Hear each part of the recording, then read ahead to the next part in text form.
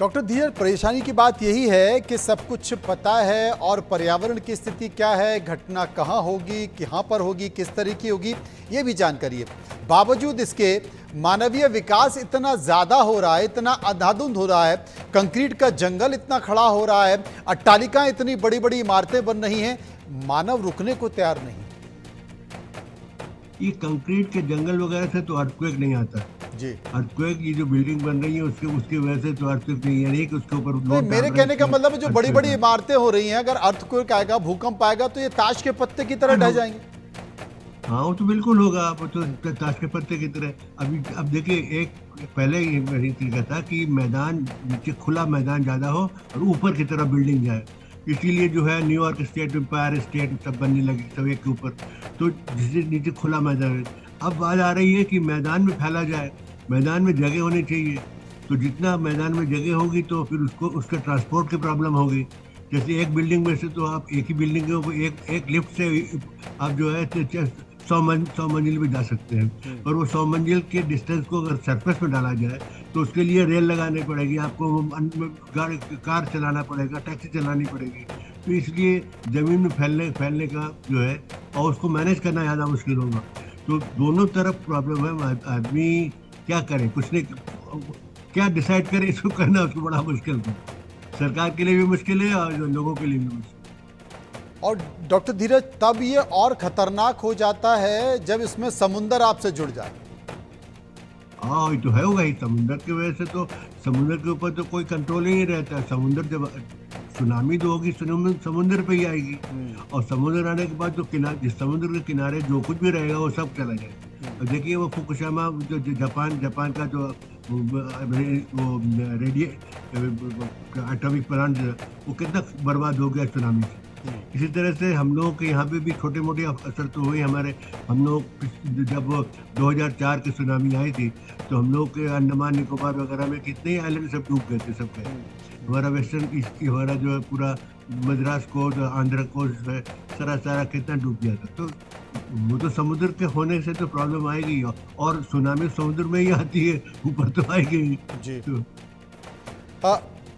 Doctor धीरज, हाल के दिनों में मैंने देखा है कि तमाम जो पहाड़ी इलाके हैं वहाँ पर लगातार भूकंप आ रहे हैं। हालांकि उनकी तीव्रता बहुत कम है, 4.5 या 5 के आसपास, चाहे वो अफगानिस्तान हो या फिर म्यांमार हो। हमने उत्तराखंड में इस तरह की चीज़ें देखी, हमने हिमाचल में लगातार भूकंप के झटके महसूस किए जा रहे हैं।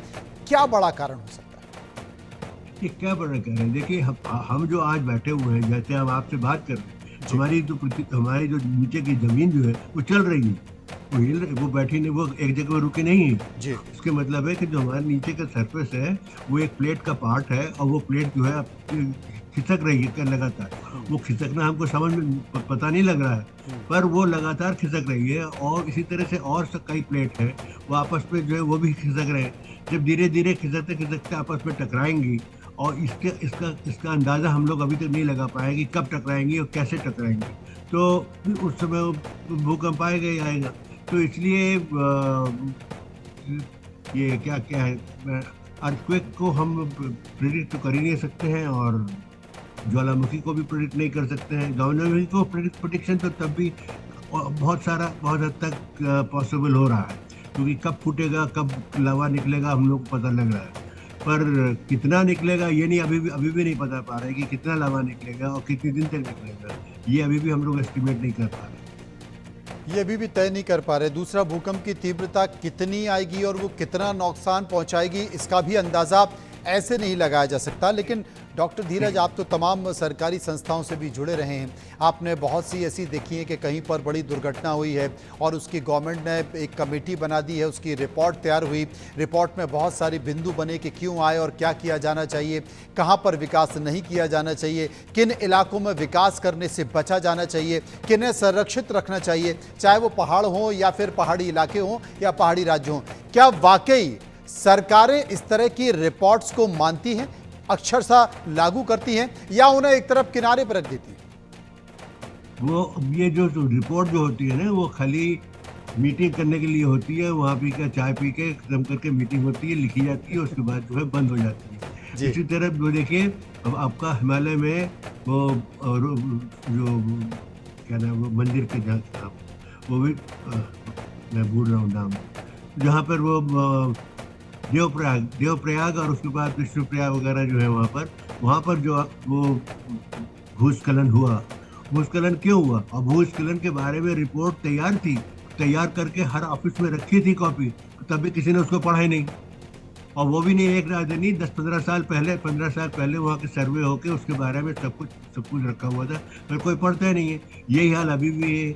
अभी भी बड़ी बड़ी बातें की रहते हैं कि हम लोग जो है अर्थक्वेक प्रूफ डिज़ाइन करें, जहाँ जिन इलाकों में अर्थक्वेक आने की पॉसिबिलिटी है वहाँ पर करें। जैसे दिल्ली में हम उदाहरण लेते हैं, दिल्ली में जैसे कि सबसे ज़्यादा संवेदनशील जगह है वो है नोएडा इलाका, नोएडा या ईस्ट दिल्ली इलाका, जो कि जमुना के मिट्टी के ऊपर बनी हुई है।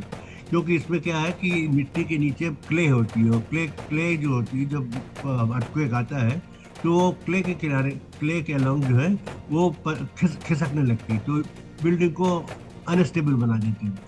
इन सब जगह पर रूल बनाया गया नोएडा वगैरह में कि साहब क्या ऐसा है कि 20-25 माले बिल्डिंग की जो है जब बनाए तो आप उसके लिए क्लियरेंस लीजिए।